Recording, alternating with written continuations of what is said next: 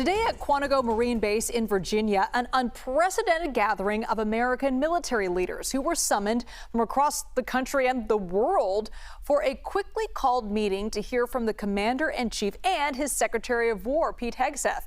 Now, during his speech, President Trump said his administration would fight the, quote, enemy within and increase fitness within the ranks.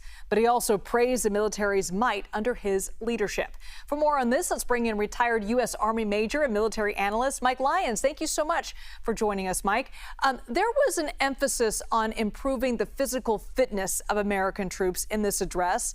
Is this a legitimate concern for many in our military forces? Hi, Elizabeth. I think this shift is long overdue, frankly, and normally it comes from the different services themselves. And it's the first time I've seen a Secretary of War make this kind of buck up, let's say. That's what we would call something like this. Usually the services kind of catch themselves, but I guess it's gone on for so long. But no, I welcome it. I think that to come back to the physical aspect of being in the military is very challenging. Now, the standards he's looking to enforce will be job specific.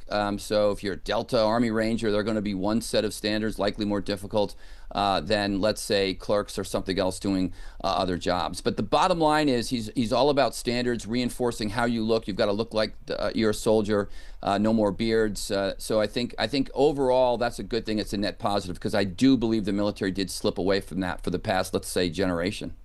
So Secretary Hegseth also brought up this concept of a male standard of fitness, upholding the male standard. Can you clarify that? And would that mean that women would be held to the same standard as men? They would have to essentially run the same distance and speed and also lift the same amount?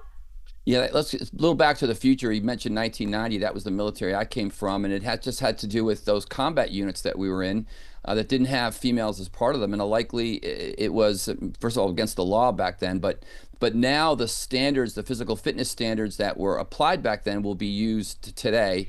And that's what he means by that. There was no female standard, for example, back in those combat units then. There'll be just one standard for each different MOS, which is the military occupational specialty. So that's what he was referring to. He's a little bit nuanced about it, and it wasn't about keeping women out of those jobs. If women can meet those standards, they'll be able to do those jobs. They'll still graduate from the military academies, for example, and go on. But the standard will be restored to what it was. There won't be two separate standards for the females, which frankly was lower than the male standards for the past few years. So there were some concerns about the cost and the security issues that come with bringing this many top generals together from around the world, including combat zones. So what do you think is the benefit, though, of holding sort of a last-minute, unprecedented meeting like this? Well, first of all, it really wasn't last minute. The generals had it on their calendar for some time. They had ways to prepare for it. I thought it was, again, positive in doing what they did to get to network, get to hear it from the horse's mouth, so to speak, and hear it, get the vibe, sit in the room. I look at the networking. No general officer left their desk in let's say in the Pacific or someplace and came right to that meeting. They networked. They got a chance to probably see family members. They did other things. And so I think it was a net positive. I think it was just so unique that people just were so blown away by it. I thought the comparisons to 1935 and Nazis were embarrassing. But overall, there's things that took place today that a Zoom call wouldn't accomplish. And I thought that every person in that room felt the passion from the Secretary of War with regard to where he wants the military to go. So you thought this so-called rallying of the troops, not so-called, essentially was a rallying of the troops, bringing them all together. This was way overdue.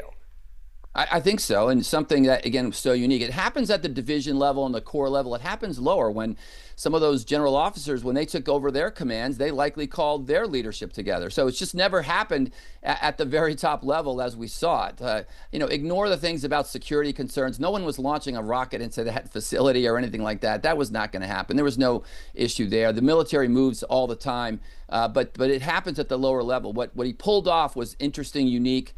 Maybe we won't see again for a while, but the kind of cultural change that he wants to make, I think, required the kind of meeting that they had. So what's the reaction that you've heard from the military community so far that came out of this meeting? A lot of people didn't know what to expect. Some people thought it could have been a mass firing.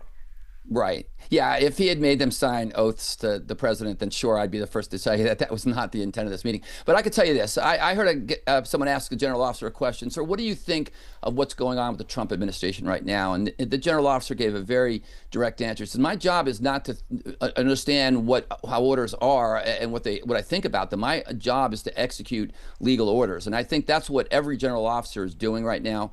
They got clear intent from this administration with regard to what they want, what they want accomplished. I see that. I work on a military base, so I see that every day, trying to meet the intent of what the commander wants to do. So they're not looking to make past judgment on what's going on. If that order is legal, they're executing civilian control of the military. This is exactly how our Constitution has it, and that's the position that we're in right now. So I think, again, overall, professional salute if that order is legal and they go on. Mike Lyons, thank you so much.